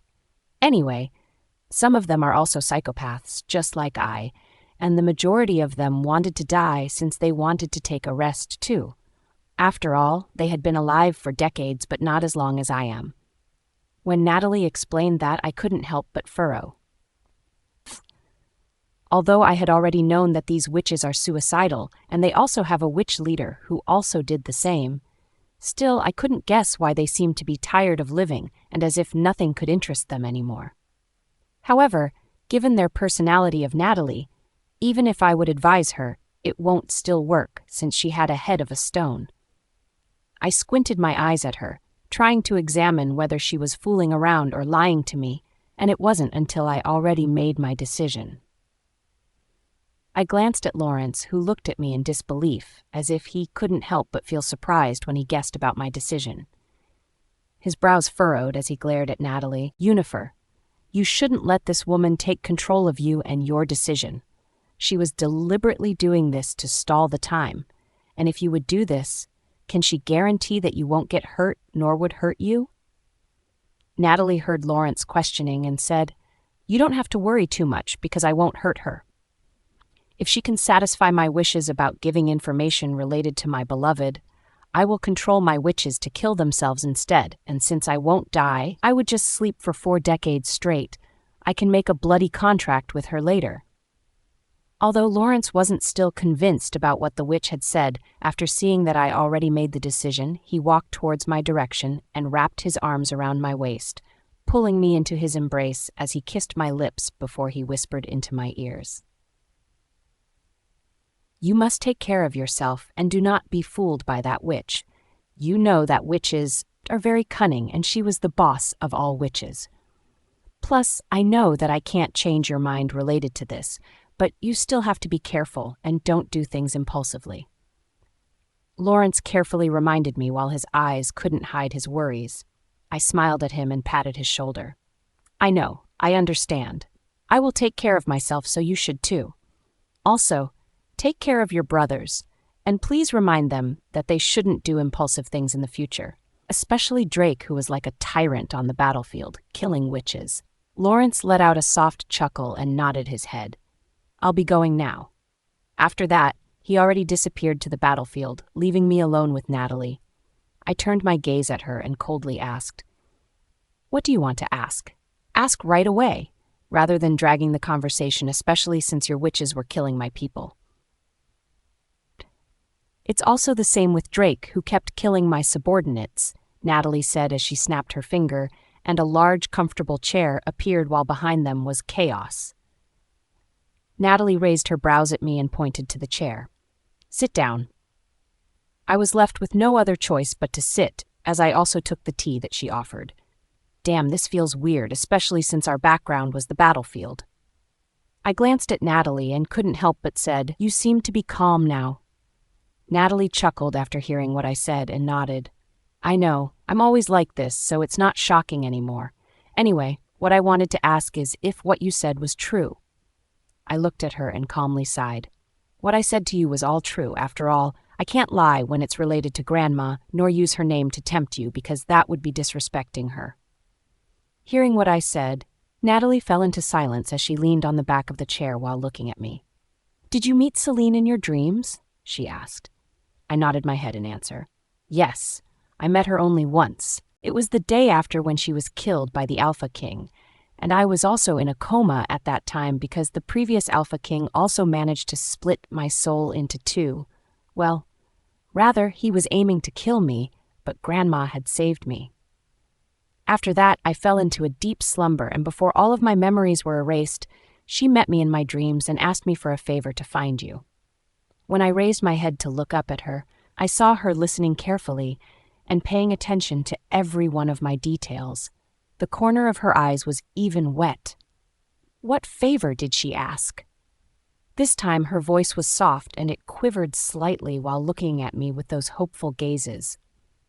I couldn't help but feel guilty upon seeing her like this.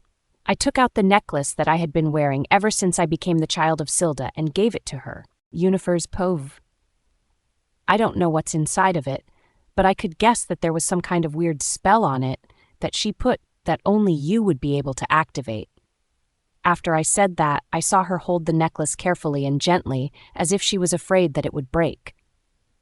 I should give it to you after Grandma died, but I foresaw the events where I would lose my memories. Plus, you also erased my memories too, which was why I didn't get the chance to give it to the rightful owner. I said, while letting out a heavy sigh. I didn't even forget to say that the one that she shouldn't blame shouldn't be me, because in the first place it was her, Natalie, who did something to my memories and made me lose some of the important details of my memories, which was why she can't blame me for this. However, Natalie just didn't say anything, nor did she care about it. All she cared about was the necklace that I had given to her, which is originally for her, since I was just keeping it because it was what Grandma Selena had requested to give to Natalie. Just when I was about to stand up when I suddenly heard her speak in a soft tone. "Thank you." It seems that she left me with a message. I always thought that she had forgotten me all these years, or maybe she didn't have time to meet with me because those people already killed her. When I heard her voice, I didn't know how to react. After all, she was the witch leader who always challenged our tempers, and even to the point that she hurt me and even the people whom I cared about. Honestly, when I decided to give back the necklace which was entrusted by Grandma Selena to me, to Natalie, I wasn't expecting anything, nor expected that she would give her thanks. Rather than that, I was more expecting that she would stop the war and would stop her subordinates from killing innocent people. After all, that's what I just wanted from the beginning. I let out a soft chuckle as I nodded my head at her. "And I'm sure that you are already satisfied with my present. I hope that you will stay true to your words." Natalie nodded her head and was about to take a bloody contract when I immediately stopped her. "There's no need for you to do that. Just do it right now and it will be okay," I said with a smile as I looked her in the eyes.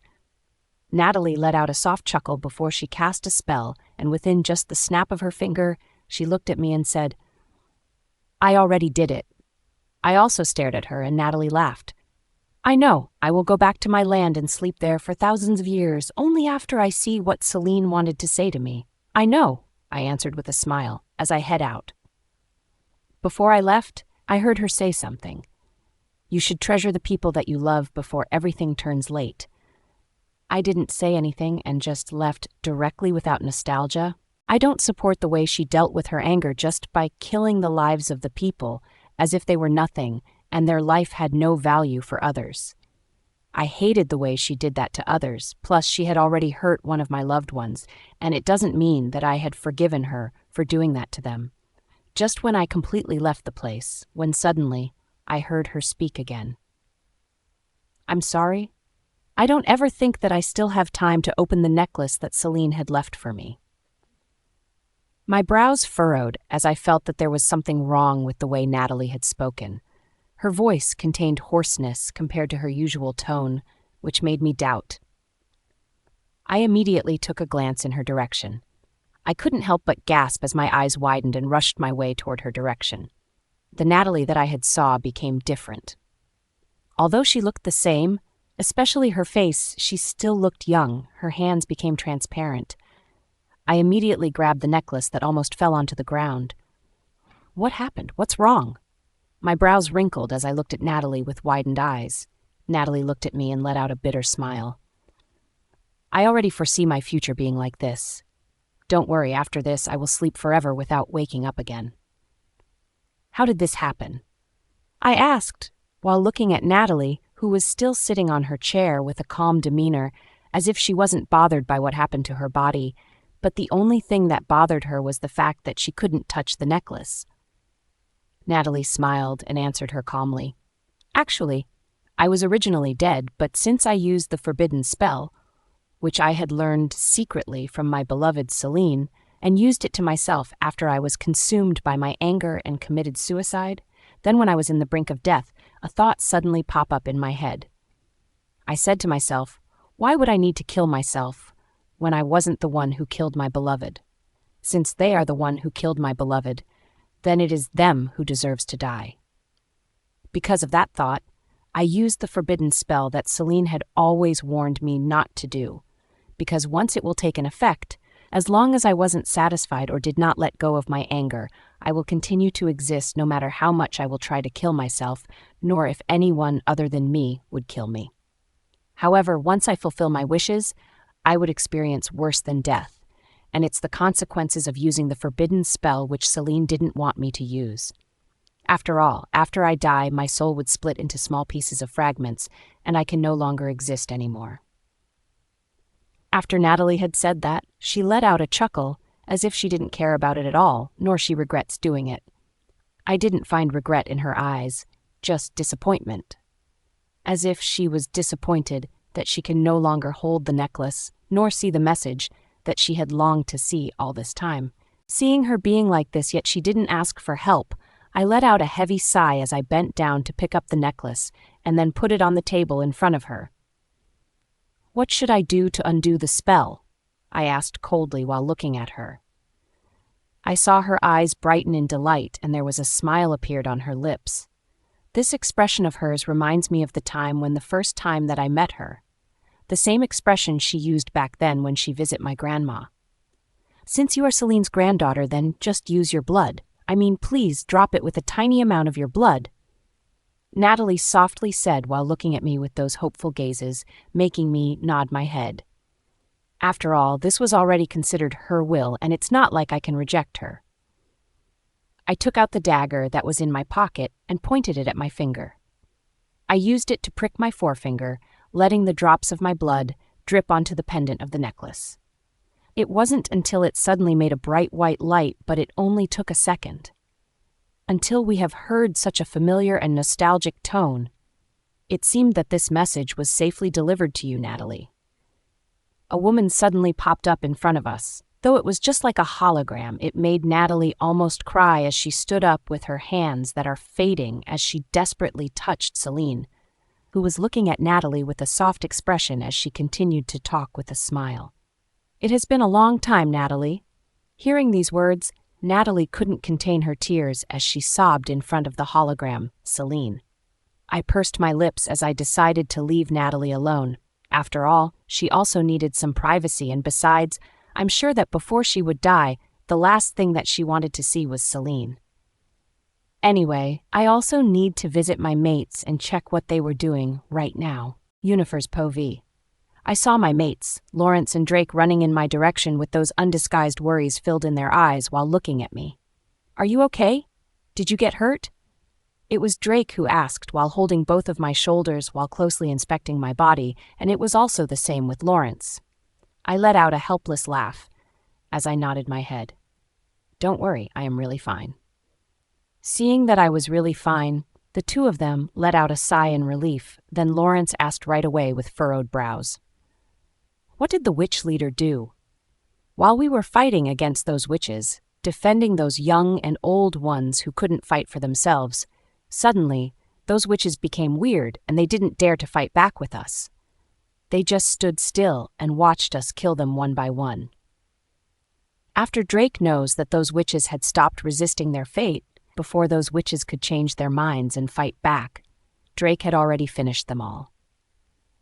Lawrence helplessly said, making me turn my head and glanced at Drake, who didn't even retort nor shy away from what Lawrence said.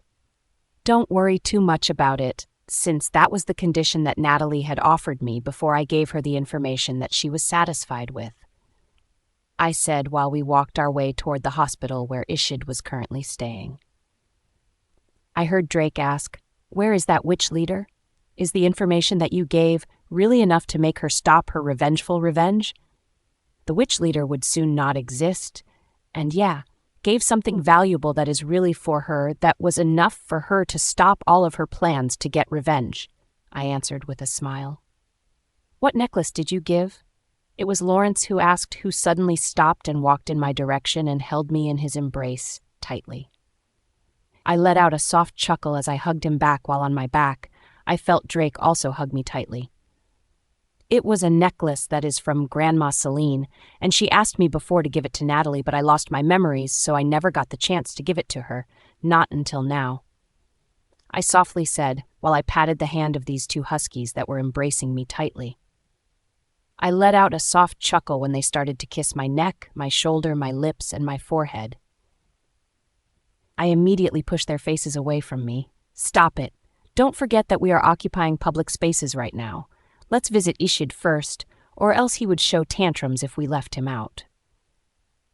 Drake and Lawrence stole a kiss on my lips before they reluctantly retracted their hands that were on my waist and let out a heavy sigh before we step our feet inside the hospital and directly went to the ward where Ishid was currently staying. From the moment that we opened the room, Ishid, who was already awake and kept on staring at the door, eyes met with us, and his eyes couldn't help but twinkle in delight. You three are finally here to visit me. Are you done driving away those witches? Did you finally defeat them? Ishid asked with happiness gloated on his face. It seemed that I don't have to worry about him, especially since he seemed to be doing well. Lawrence was the first one to answer his question while he nodded his head. Yeah, we already defeated the witches, so you don't need to worry too much about that matter and focus on your recovery. Drake clicked his tongue. You're still weak. Once you recovered, you should start training seriously rather than slacking off. This is what you will become if you don't take your training seriously. Now, look at what you became and what happened to you. It was a good thing that the weapon that witch had used to stab you didn't pierce your heart when she stabbed you, because for sure, that right now, you would be in hell, waiting for us being lovey-dovey with Yunifer, while you will die angry from jealousy and anger. Do you want that to happen? After Drake had said that, the original smile hanging on Ishid's lips disappeared and was replaced with a pouty one. He retorted at Drake, "It's not like it's going to kill me, and besides, I won't die." "You're just saying that because you wanted to slack off from your training," Drake snorted while rolling his eyes. After a while, Ishid looked at me with a hint of grievance and pointed his forefinger at Drake. "Dear, he is bullying a patient.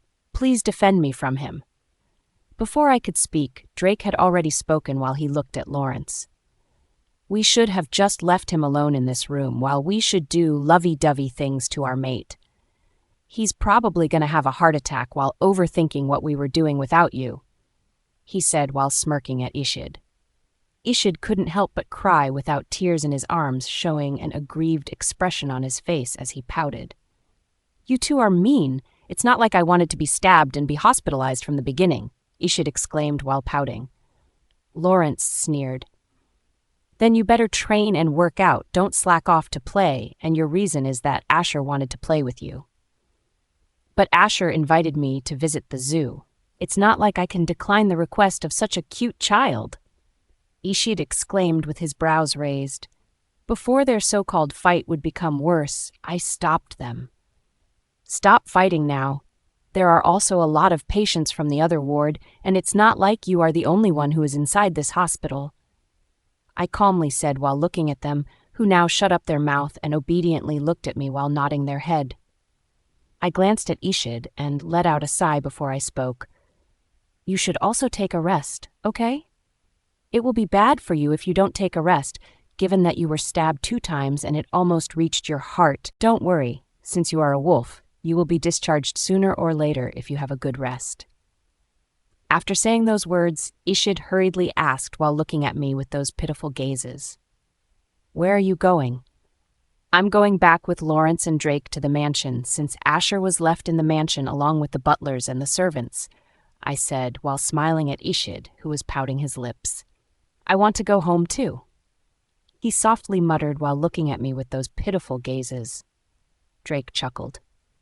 "If you want to go home, then you should take a rest first.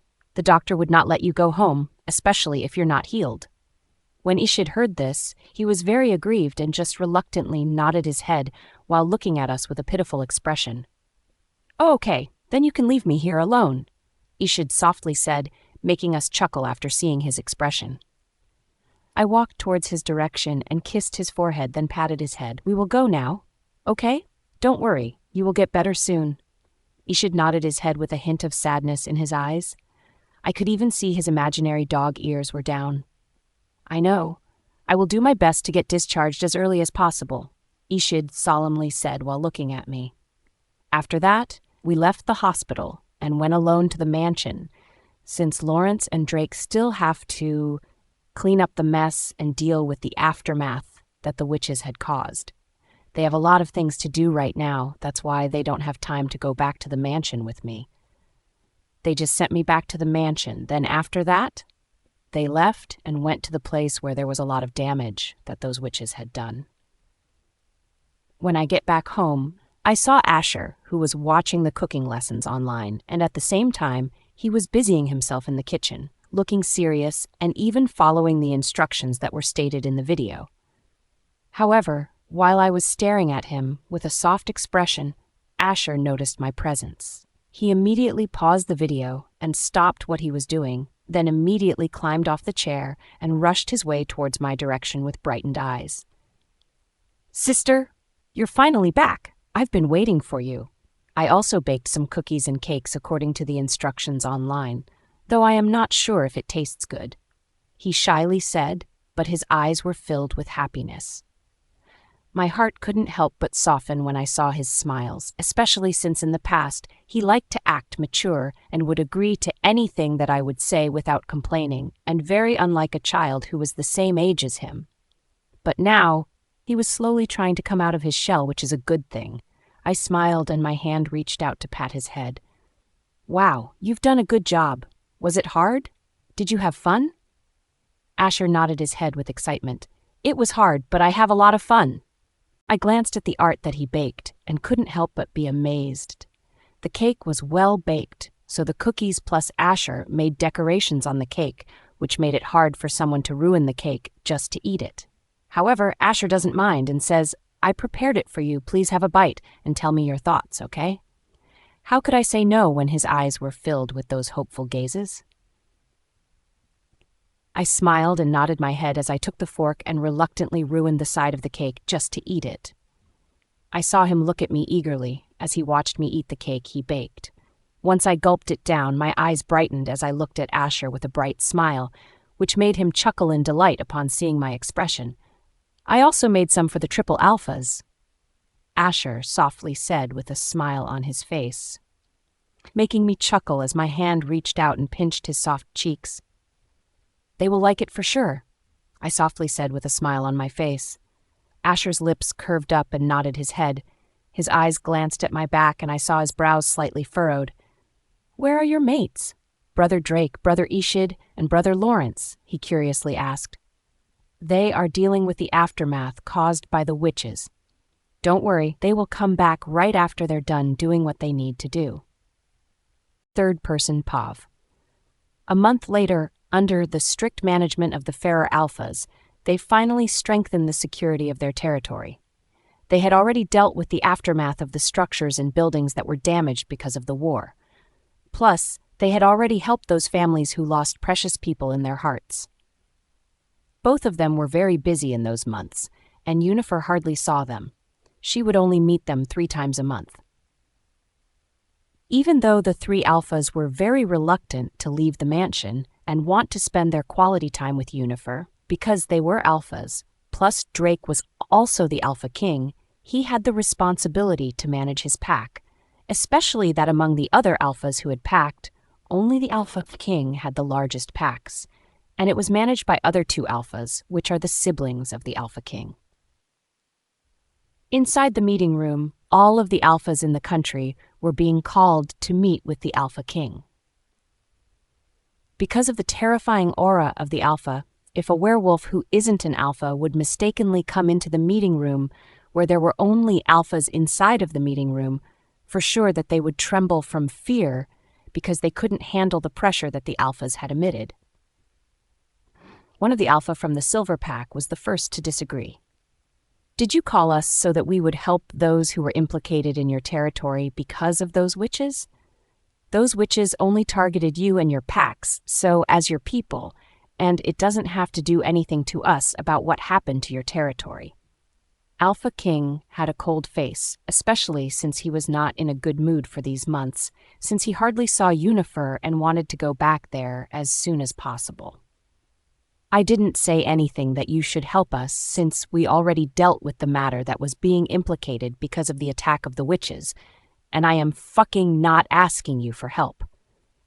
Alpha King, who had been gloomy since earlier, had become gloomier, and even the alphas inside of the room could feel it. That's why they didn't say anything regarding the matter that Alpha King had asked for their presence. Plus, they know how bad it is if they would mess with the Alpha King, and would lose breaking the ties that they have built for the so-called connection. They aren't dumb enough to not know the importance of building connections and relationships with the other alphas. However, the alpha of the Silver Clan had a bad temper to begin with, and after he had heard the words that Alpha King uttered, he lost his temper as he raised his voice, slamming his hand at the long table, attracting the attention of the other alphas. Then if that's the case, why the hell did you have to call for our presence? I also have a lot of things to do, yet you're telling me that it's not because of that. He angrily shouted as he pointed his fingers at the Alpha King. Although they did a background check on the new Alpha King and knows that he was the son of the previous Alpha King, at first they thought that he was also like the wimpy old man who just loves to sit on his throne and would point his fingers to order his subordinates, but in fact, he wasn't that strong, especially that he already turned into an old man. Rather, he just have wrong knights and subordinates who would protect him, That's why he was daring and wasn't defeated by anyone, only his son, Drake Ferrer. But the Alpha King that they saw right now wasn't the same as the previous Alpha King. Rather, he was aligned with the title of a tyrant, only if he was provoked and they won't follow his rules. The Alpha King glanced at the Alphas, who suddenly went silent. "Do you know now why did I call for your attention?" The Alpha King coldly asked while glaring at them. The Alpha of the Larian pack was the calmest, and although he was shaken, he was the bravest to answer the Alpha King's question. "You called for us so that we would be aware that because of our lack of care and management that we had towards our pack, especially that there were leaders or alphas like Marvin, the Alpha of the Silver Pack." He calmly stated, but his legs were slightly shaken, and his pride as an alpha couldn't accept it. The Alpha King stared at him, making him tremble, and it was until the Alpha King nodded his head calmly. "Indeed, that's the reason why I wanted to call all of your attention, because we might not know if there were spies, not because of witches, but maybe your fellow werewolves who were trying to bring down your packs or whatever it is." Then the Alpha King added right away, "If ever that I would know that you all, the alphas here, were neglecting their responsibilities and were just enjoying the pleasure of being the one who was in control, then be prepared for your neck to fly." After that, he spoke calmly. "The meeting is adjourned." Just when the Alpha King was about to step out of the meeting room, when someone asked in a polite tone, "Alpha King, may I ask who will be the new Alpha of the Silver Pack?" The Alpha King didn't bother to look at him and answered naturally, as if it was already decided. "Of course, it was the mate of the Alpha that I just killed." "But she's a woman." One of the Alphas protested. This time, the Alpha King coldly gazed at the one who said that and let out a chuckle. "So what if she's a woman? I can even give my title as an Alpha King to my mate and be the first woman that became the Alpha King throughout history. Do you have a problem with it?" Then Alpha Lawrence also gently answered while sharply glaring at them with a smile on his lips. That woman was much suited to be an alpha, since all this time she was the one who was handling the Silver Pack and managing them, despite that she was inexperienced compared to her alpha. Is there anyone more suited to be the Alpha of Silver Club? When Alpha Lawrence asked those words, he didn't wait for their answer and directly left the room along with Alpha King, who seemed to be in a hurry to go home. Finally, at last, they will be able to see the woman that they love the most, Yunifer Sarmiento Ferrer. Their home, their mate, their beloved, third-person POV. Yunifer, on the other hand, just woke up. After she was doing her morning ritual, she felt dizzy. At first, she just decided to not mind it, since maybe it was because her emotions were unstable for these few days. She couldn't understand herself these past few days. Her temper had gone to the highest peak of the mountains.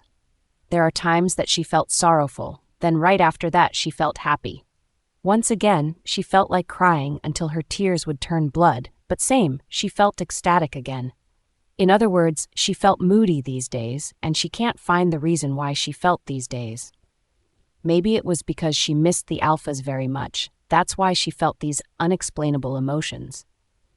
Yunifer let out a heavy sigh before she went downstairs to cook, but she was surprised to see Asher, who was standing in a chair while cooking, at the same time, listening to the instructions of the online teacher who was teaching about cooking.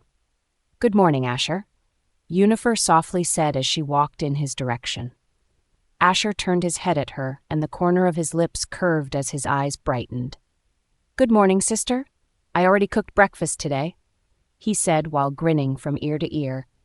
Yunifer let out a soft chuckle as her hand reached out to rub his hair. "Wow, Asher is good at this. You seem to have a lot of fun cooking. Do you want to be a chef someday?" Asher smiled and shook his head. "I still don't know if I want to be a chef, since I only cook as my hobby, and I still want to be a CEO someday." Yunifer couldn't help but laugh at how adorable she is. "Don't worry, whatever you want to do in the future, I will support you." Asher chuckled and nodded his head. "I know, that's why I am confident in choosing what I will like in the future." After that, Asher urged Yunifer to eat what he cooked with a smile hanging on his face. However, the moment that Yunifer sat on the dining chair facing the table that was filled with the dishes that Asher had made for her, and took a small bite when she felt her stomach churn, which made her pale as a sheet of paper as she clutched her stomach while her other hand covered her mouth. Asher's brows furrowed as his eyes filled with worries when he saw Yunifer react this way. Just when he was about to open his mouth and ask Yunifer, when suddenly he saw her stand up and directly went to the sink and vomit. "Sister, are you okay? Is the food not to your taste?" Asher asked out of worry as he ran in her direction. Yunifer vomited everything until she couldn't vomit anymore and took the glass of water and used it to gargle after she brushed her teeth. When Yunifer heard his words, she weakly glanced at Asher and shook her head. "It wasn't because I hate the food you make, nor it had problems, but rather it was because of my condition these past few days, and I can't explain what's happening to me," Yunifer softly said, while looking at Asher, whose eyes reddened as he looked like he was about to cry. When Asher heard Yunifer's comforting words, although he felt relief that it was not because of the food that he made, he was still worried about his sister, who seemed to be uncomfortable with the changes in her condition. "We should go to the hospital and get a proper examination so that we can determine what's wrong with your body these days," Asher proposed as he looked at Yunifer. Yunifer looked at him and let out a soft chuckle. "Okay, then we will go together later, okay?" Asher shook his head. "No, we should go now. I can't rest assured if I don't know what's going on with your body." Seeing that Asher was serious, she nodded her head and let out a sigh. "Okay, but you should eat first and change your clothes before we go." Asher reluctantly nodded his head as he immediately ate and went to his room to change his clothes in a hurry. Seeing him like this, Yunifer let out a soft chuckle as she also went to her room to change her clothes. Right after, she just took a piece of bread and ate it to fill her empty stomach, despite that the bread she had eaten was tasteless. Both of them were already ready to go to the hospital for a checkup when suddenly their eyes widened when they met a familiar figure who appeared in front of them. Asher was the first person to react. Brother Drake, Brother Ishid, and Brother Lawrence. However, Drake noticed something about the two. His brows furrowed and curiously asked, "Where are you two going?" Just when Yunifer was about to answer that they will just go outside because she doesn't want her mates to worry about her, especially since they just come back from their work and for sure that they were tired too. That's why she didn't want to worry about them. However, Asher answered energetically before Yunifer could. "We are going to the hospital to get a proper checkup for sister." When the triplet alphas heard this, their brows furrowed as their eyes set on Yunifer. "Is something wrong with your body? Were you injured?" They all looked at Yunifer with widened eyes and with eyes filled with worries. Yunifer let out a sigh as she glanced at Asher, who was looking at her with pure innocence. In the end, Yunifer had no choice but to tell them about what was wrong with her body. "Yeah, I felt moody and nauseous these days, and I can't explain why, so I decided to go to the hospital for a proper checkup." The three alphas immediately reacted as they sent Yunifer for a checkup when they found out that there was something wrong with her condition. However, after they arrived at the hospital, facing in front of the doctor who was treating Yunifer, suddenly glanced at the three alphas who were looking at him with worries, which made the doctor let out a soft chuckle upon seeing these big alphas filled with anxiety while looking at him. The doctor pushed up his glasses and answered then calmly, "There was nothing wrong about her body. She's healthy, rather." Alpha Drake's brows furrowed when he heard what he said. Then why did she feel that way? It was normal. How could that be normal? "Are you a doctor?" Lawrence this time was snapped while frowning at the doctor. The doctor let out a sigh as he looked at Yunifer. "I'm sure that you already know what's going on with your body. You're 2 weeks pregnant." After the doctor dropped the bomb calmly, the three alphas were frozen on the spot. Before they could shout from happiness, but when they remembered the condition of Yunifer, they pursed their lips as their eyes were trembling from worries. They all looked at Yunifer, who was just calm and gave them a soft smile before she stood up. She faced the doctor with a smile. "Thank you, Doc." Although the doctor didn't know why the atmosphere suddenly became cold, he just nodded his head in answer.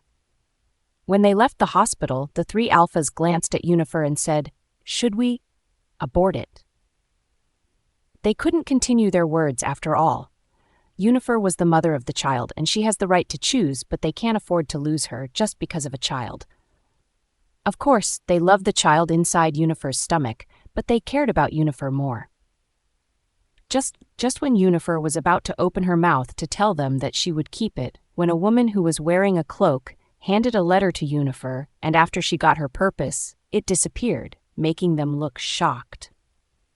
"Witches are still alive?" Lawrence asked. "I don't know either, but it doesn't matter now. As long as they won't attack us, we won't attack them." Drake coldly answered as his eyes were set on the paper that was handed to Yunifer. Yunifer, on the other hand, glanced at the familiar handwriting on the paper and couldn't help her tears from falling. "Need not worry, my dear. If the curse was lifted someday, it means that I am already gone from this world. However, once it will be lifted, you don't need to worry about having an heir. I am sorry for lying to you this whole time about your curse. You have a special constitution in your body, and even if you would give birth to a child, it won't affect you. It's just that before your mother died, she asked me for a favor about not letting you give birth to an heir and continue our bloodline because your mother was deeply guilty after she knew that she was the daughter of a mistake. However, you must remember that your mother and I love you very much." Even without the name about who was the sender of these notes, Yunifer could tell who it was.